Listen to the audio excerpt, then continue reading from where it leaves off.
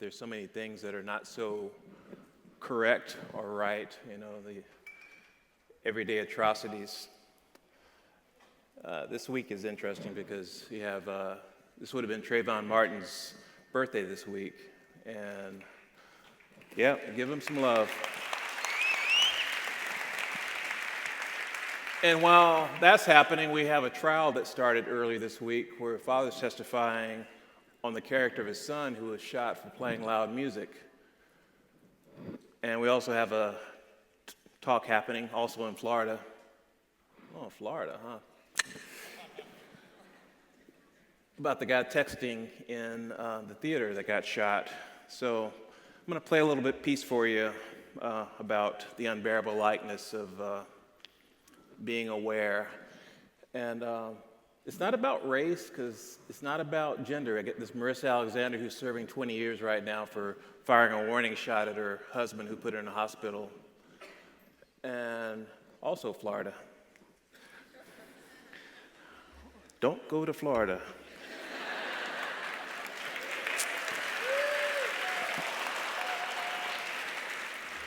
Okay, I'm going to play a little for you. And a lot of times when you think about cello, you think about this. I'm not going to do that. Here we go.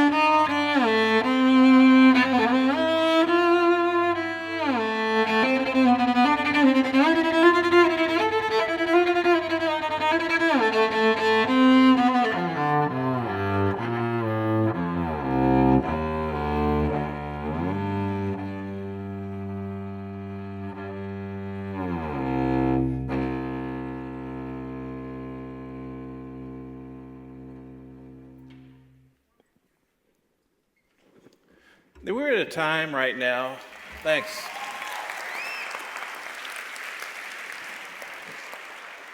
We're at a time right now that's really challenging, like I mentioned earlier, when you're really aware of what's happening around the world, whether it be in your own backyard or in Syria or anywhere. It's very difficult. And when we're hearing language all the time where it's being manipulated, where thug is the new nigger, or we are being told to feel good about things when there's human trafficking happening right in front of us every day, where there's slavery happening in front of us every day. And as an artist, one of the things that I use to cope with reality is I make work. For years, I would talk about the prison system. Right now, we have 1 in every 99 people in the U.S. in prison. Over 2.3 million people in the U.S. in prison. So I created this animated map to show how many people are in prison. And this map starts with these green dots. And these green dots are prisons that were built before 1900. Now, people talk about our prison population because, we're number 1 right now. The United States, you can laugh at that because we always say we're number 1, but there are other things that we're number 1 at that are not so flattering. The U.S. makes up 5% of the world population, but we have 25% of the prison population. So I know statistics and numbers get really confusing, so one more time. The U.S. is 5% of the world population, but 25% of the prison population. It's big money. There's a lot of things that you can benefit from having prisons. Let's get really honest. Right now, there's a company called Unicor. Unicor has 109 factories in federal prisons right now. And in these federal prisons, these factories are creating electronics, they're creating furniture, a lot of the furniture that you're probably using in your colleges here. They're making textiles. They're making helmets, night vision goggles for the military. They're the 47th biggest military contractor. Oh, by the way, we're at 1940 right now with prisons. The video that I created is a time-lapse video, and the full version is 10 minutes long. I've created this special 2.5-minute version for this presentation here. You can view it online. So, there's a rise in prison in the 80s. Even though the crime rate was going down in the 80s, there was a rise in the prison population because we had the privatization of prisons. We had 3 strikes, we had the war on drugs. So this is 1980s right now. You see, in each one of these dots is a brand new prison.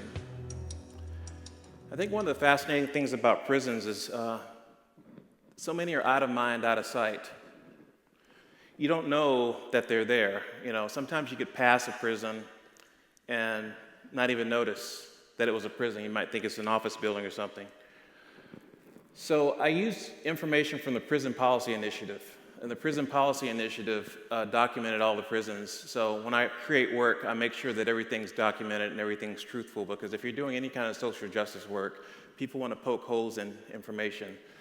Someone on YouTube asked, there's no way that these prisons are still being used. I say, well, San Quentin, close to you guys, was built in 1852 and is still being used. You know, remodeling is not exactly a priority for prisons. So I want to thank the Prison Policy Initiative for letting me use this information, because they've been fighting against prison-based gerrymandering for years. That means that people have been using prison populations to get more representation, like senators, congressmen. Actually, you can't change senators, but congressmen. And more representation means more money.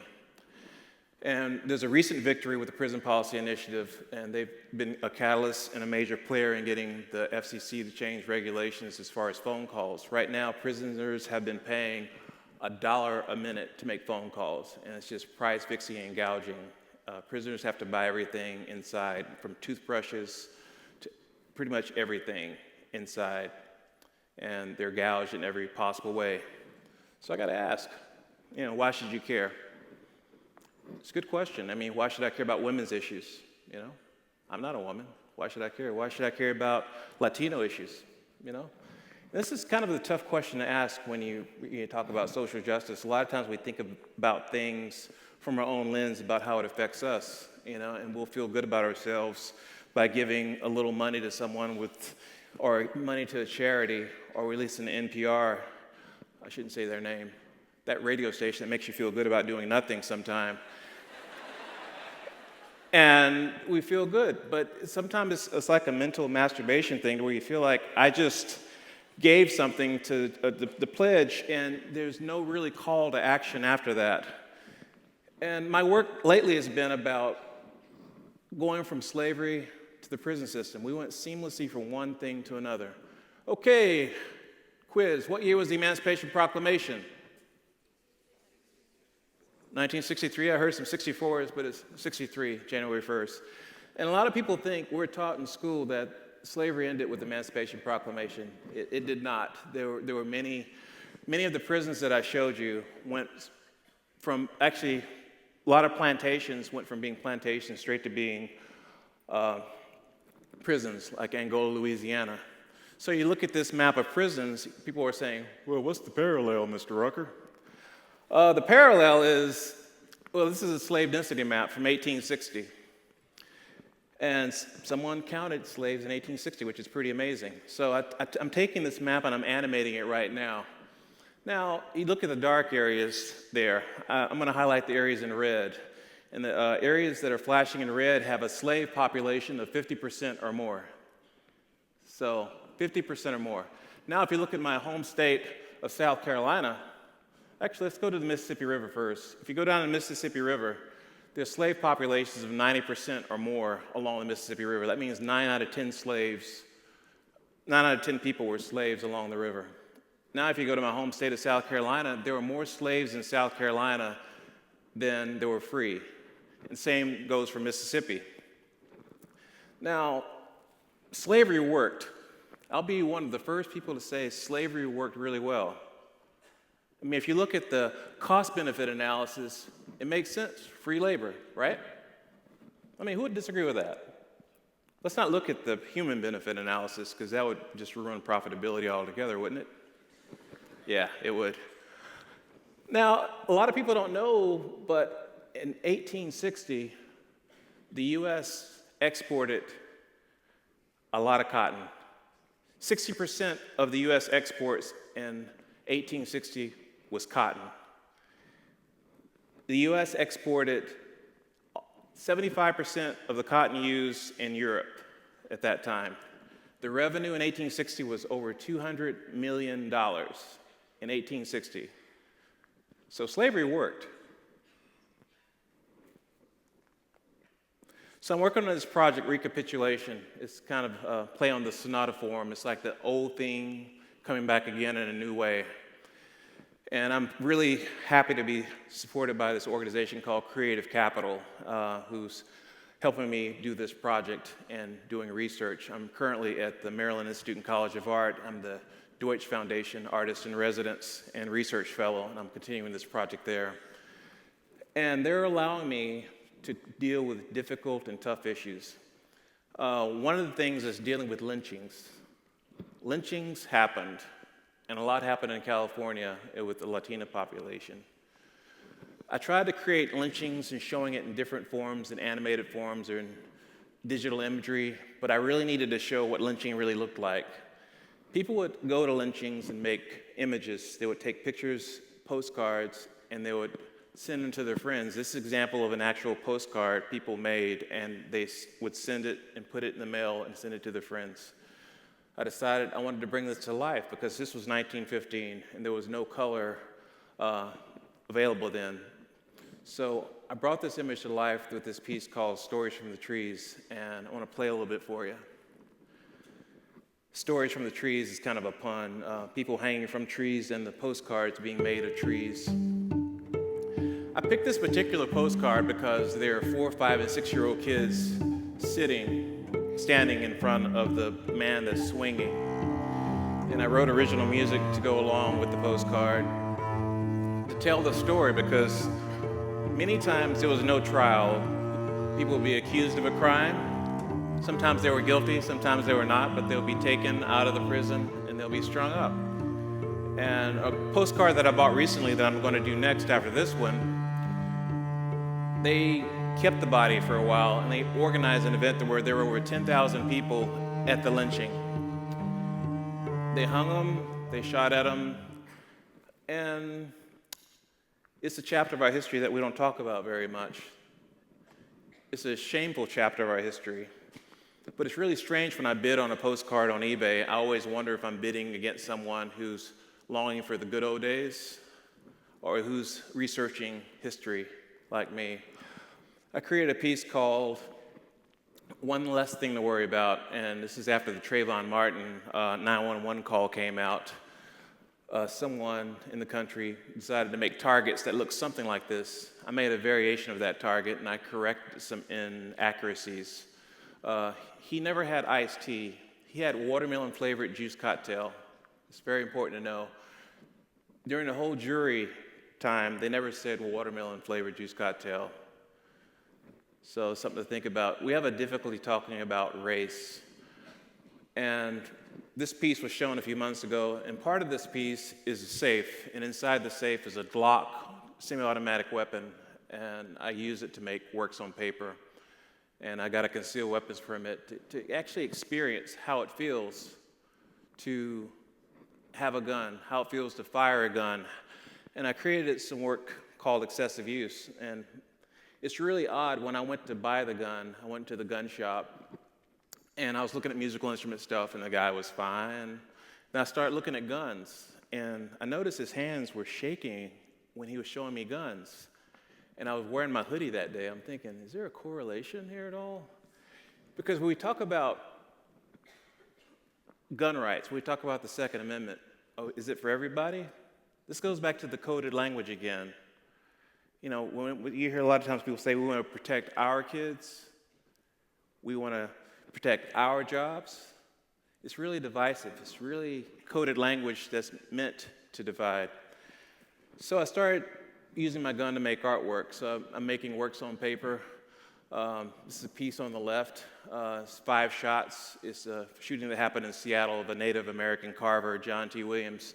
The one on the right, Sean Bell. There's 50 bullets in the sheet. And all the officers were acquitted in all these pieces. So I'm paralleling past lynchings with current lynchings.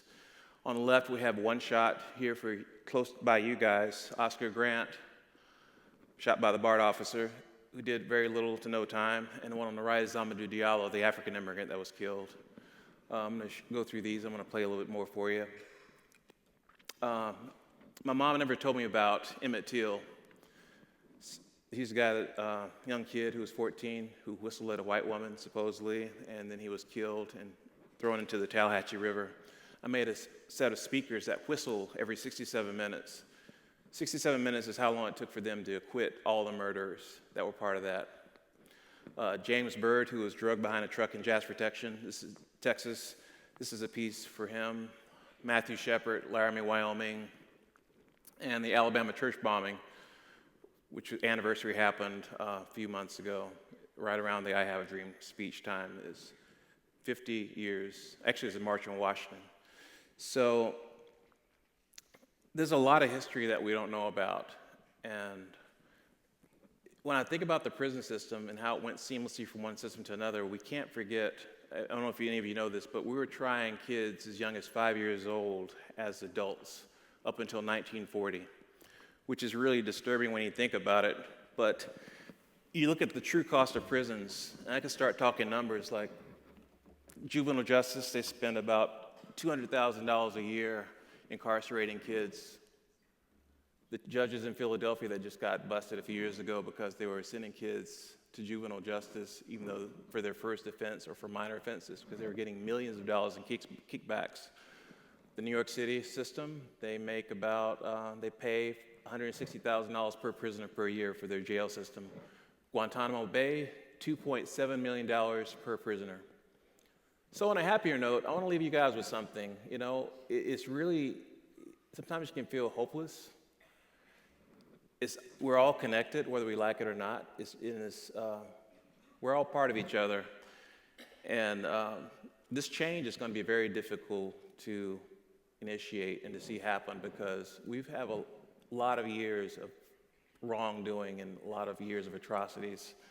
So don't give up hope. And I'm going to leave you with this piece about son and lynching. But it's a piece based on how a lynching would appear far, far away. And you're walking along the street and you see these bodies showing up far, far away. But yeah. Thanks for being good listeners.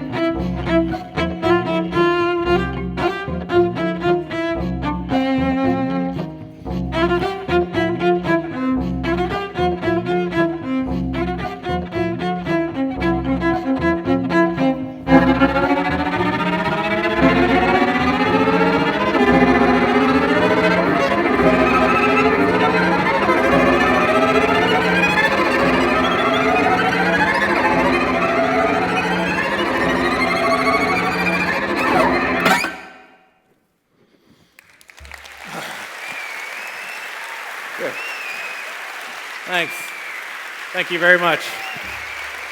Thanks. Thanks.